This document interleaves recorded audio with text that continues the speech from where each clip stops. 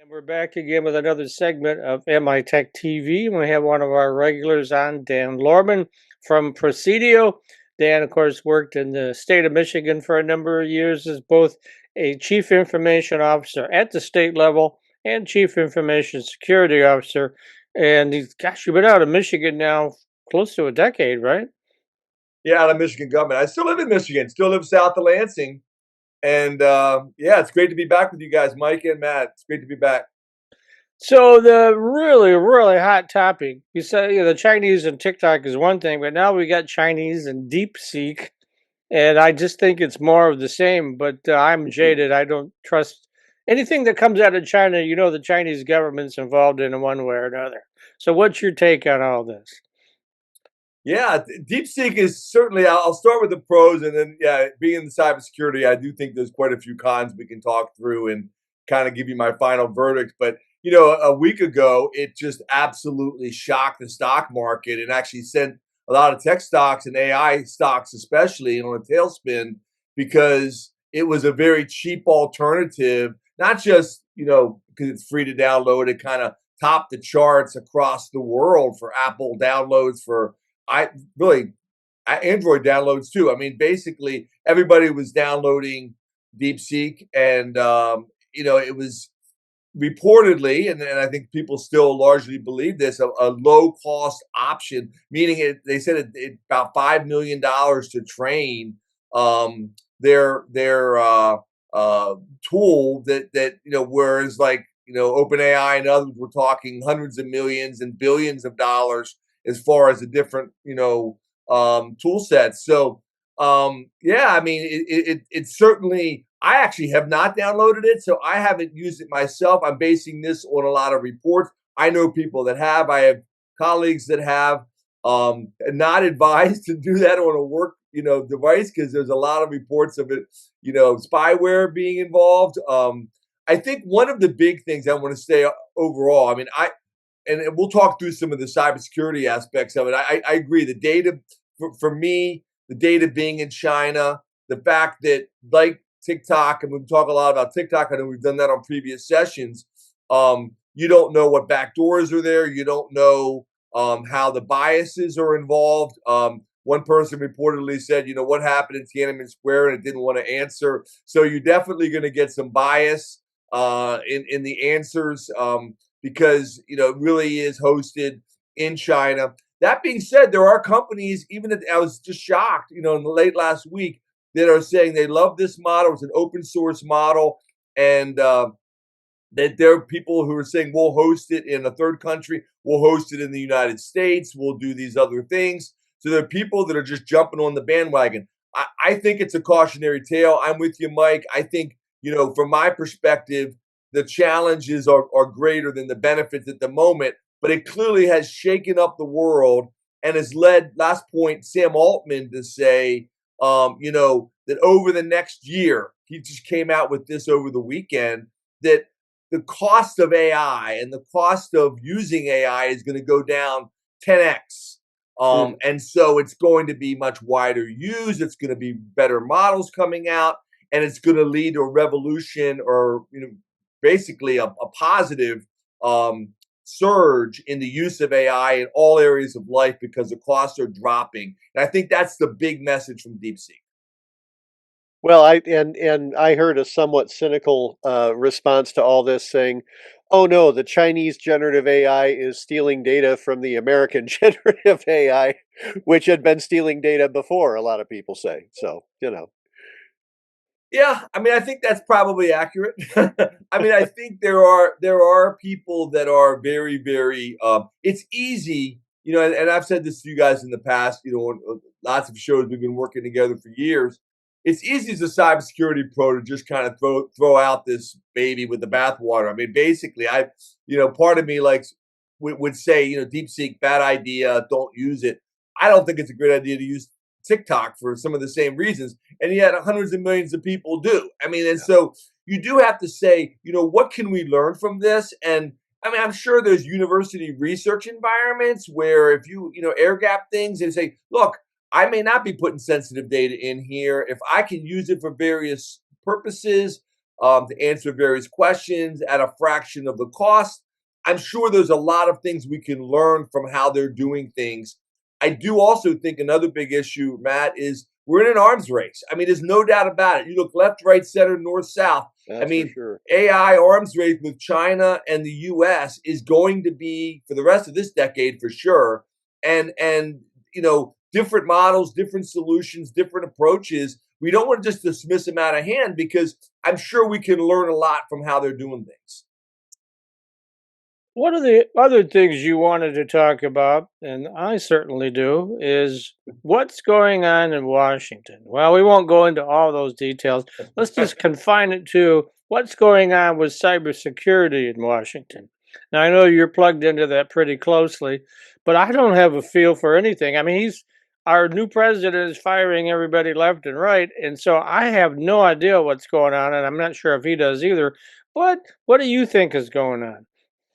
Yeah, I mean, I've done a couple blogs that I want to talk to. And we talk about the regulation in a few minutes and where this may be heading over the next 12 months. And to a large extent, while I do talk to some friends there, and a lot of them are still off the record. They don't want to resurface for a wide variety of reasons. They don't want to name names. But I will say, clearly one thing.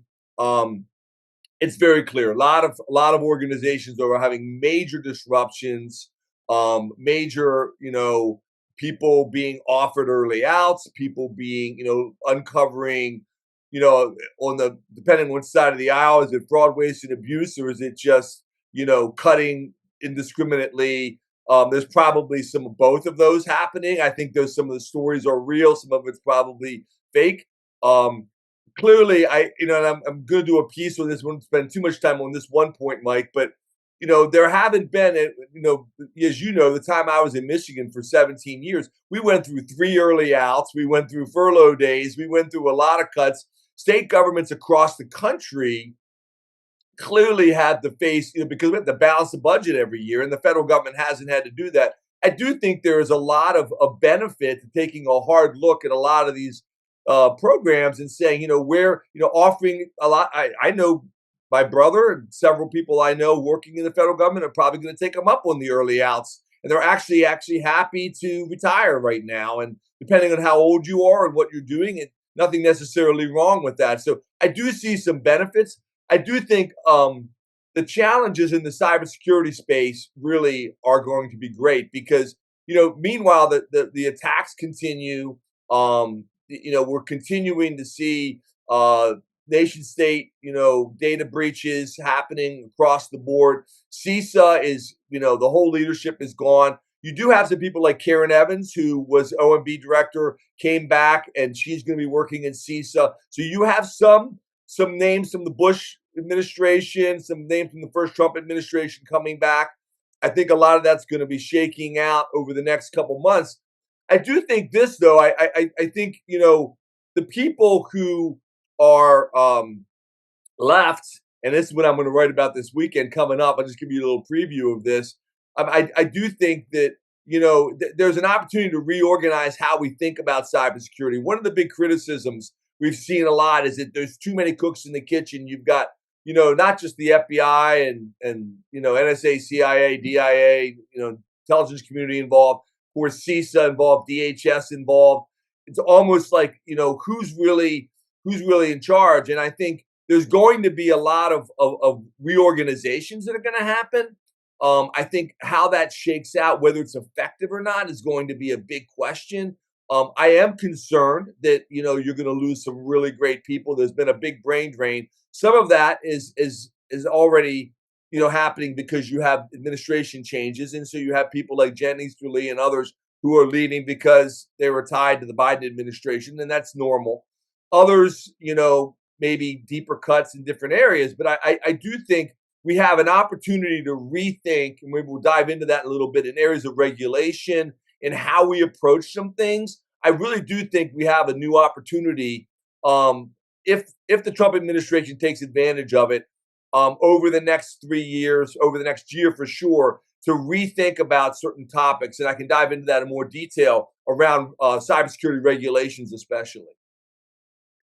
All right, so go ahead and dive in. Want to hear? Want to I hear? just want to know but before we do that, I just want to know how worried should I be that some 21-year-old kid has my bank account numbers at Social Security? Yeah, I mean, the issues around that, I share your concerns. I mean, who these people vetted? Do they have clearances? Who's doing that? I mean, again, you have two different perspectives. One is these are federal employees that are trying to do a job. They're trying to say, do the places people are think they're spending actually map up? I mean, clearly, what they're doing is they're trying to gather in all this data, right? And they're trying to say, okay, this is what the budget says. Is that really where the data is going? Is that really where is that real the money? Is that really what projects are being funded? Is that really, the flows, the ins and the outs of, the wires? Why is this money being wired to this bank account? Hopefully that's not happening either. I do share your concerns about who some of these people are. I think Elon Musk is clearly, some reports were saying, he's making a lot of people upset. But I do think they have a plan in mind. I mean, I guess I tend to be more, there's some good and there's some bad happening here now. I think they are unearthing challenges, at least so I guess I moderately answer on a scale from 1 to 10, Matt. I'd say I'm about a 5. I'm Okay. not a 9 or a 10, because I do think these people are, at least on paper, trying to do something that needs to be done, which is look at the flow of the funds for these projects. It's not like a hacker, hopefully, taking this data and using it inappropriately. I think time will tell whether that plays out or not. I mean, I think there's going to be um, some big announcements coming about things they're finding, and I also think that there's probably going to be some uses that people are worried about it from a privacy perspective, and court orders saying that these people shouldn't be accessing the data. So I think it's going to be both at the same time. So, to your Washington contacts, we won't ask you to name them, obviously. Are they concerned that the cybersecurity defense of the United States is at risk now? They're generally optimistic. They think there's a plan, and I think that they believe. I mean, I think one of the big questions that's going to come into play in that, Matt, Mike, is what happens in the military and the Pentagon. That's a lot of people say that's where the big budget is.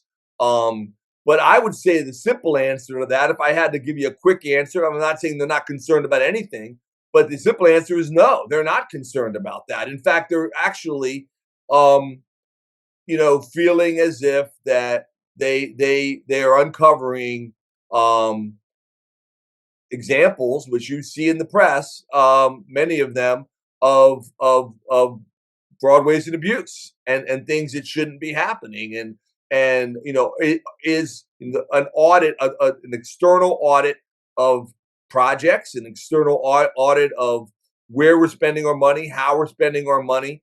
Um, and I think time will tell. I think it's going to take, a good 100 days, the first 100 days of the Trump administration. I'm sure we'll be back talking about this probably with Richard Steenan and others over the next months, not just days and weeks. I think it's going to be months and maybe even a year. We're going to really see um, how successful they are, and are these efforts, reaping results.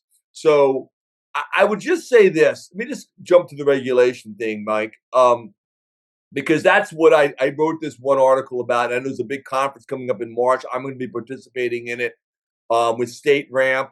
There's Fed Ramp for those who know these out there. We won't get into all the details, but a lot of federal regulations. There's over 35 federal frameworks. Most people know, what are you talking about with a framework? Obviously, you got the cybersecurity framework. You got NIST 800-51. You've got when I was in government, I'll just give you some real life examples. I was CISO for the state of Michigan. We always had a federal team coming in, typically with 20, 30, 40 people auditing our systems, saying, did you comply with Medicare? Did you comply with HIPAA? Did you comply with IRS regs? Did you comply with transportation regs? Did you comply? And say, well, what's wrong with that? That's federal money. We're custodians of billions of dollars, and they're coming in and they're going to do a check of your systems to make sure they're secure. The problem was, and I agree with that, the problem was we'd have 8, 9, 10, 12 teams. This was 10 years ago, plus 10, 15 years ago when I left state government 10 years ago. But and they'd bring in 20, 30 people. We'd have to give them whole wings of our organization, and they'd send in 20, 30 auditors, and they'd keep our team busy for months, and then they'd leave, and then the next team would come in. The problem is when you start saying CJIS, criminal justice standards, you've got PCI, payment card industry standards, you've got IRS standards, you've got Medicaid standards, Medicare standards. You start looking at all these, you say there's just government, just federal government. The number I saw was 35. I've counted 25, but the bottom line is, and that doesn't even include things like PCI, payment card industry, which is a private sector standard that these companies have to comply with. And this takes billions and billions of dollars being spent on this. You say, well, what's the problem with that, Dan? The problem is it's like you say, well, that's 800 different ways you can make spaghetti. I get it, but 80% of this is the same across all of it. Okay? So if you're being re-audited on 80% of these security regs, so you're going to re-look at, okay, single sign-on. We look at how you do identity management. We look at all of this. We spend 3 weeks on it. We have 20 people looking at all the different pieces for the state of Michigan or some other state or federal government. And then you come back and you say, okay, they leave. Now they come back in. We're going to look at the same things over again. Another 20 people looking at the same things. Boom, they leave. Next group comes in. Same, 80% of this is common. 20% of it is different. Health is different than criminal justice, different than the IRS, different than some others. But is there a need for harmonization or even consolidation? I mean, my argument is this. I'd love to hear your view, Matt's view. I'd love to hear Richard Steenan's view. More complexity, 35 different standards, 35 different ways to make a light bulb doesn't necessarily make a better light bulb. And so I actually think there's a complexity we built around federal and state standards, including the private sector standards. I'm going to go for HIPAA, PCI, others. And there's a lot of people who agree with me on this, by the way. It's going to be complicated to get there. But if we could have I'm saying we're not going to get to a single standard. I'm not naive. You're not going to get from 35 to 1. But if you could reduce the number of checklists, if you will. Here's 35 different checklists you've got to check before you can be certified. If you could reduce that, even get to 1 or 2 and say that's 80% of it, and then the rest of it, 20%, hey, we're different for healthcare, we're different for IRS, we're different for criminal justice, and then we have that 20%, which is going to be different for different sectors. I think that would be effective. And I know for a fact there are teams of people looking at that kind of a thing right now in the federal government. That's not going to happen overnight. That's not a 15-minute cut. That's not a let's lay 25 people off or 1,000 people off or 100,000 people off. Let's look at how we can do this more effectively. And I personally believe the complexity is making our security worse, not better. Matt?